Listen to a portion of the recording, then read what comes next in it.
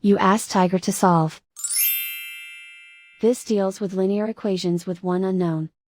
The final result is t equals 2 over 7. Let's solve it step by step. Swap sides.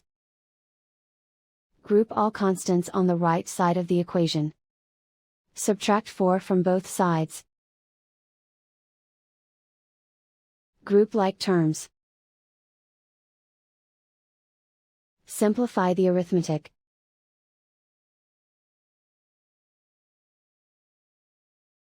Isolate the t. Divide both sides by -7. Cancel out the negatives. Simplify the fraction. Cancel out the negatives. And so the final result is t equals 2 over 7.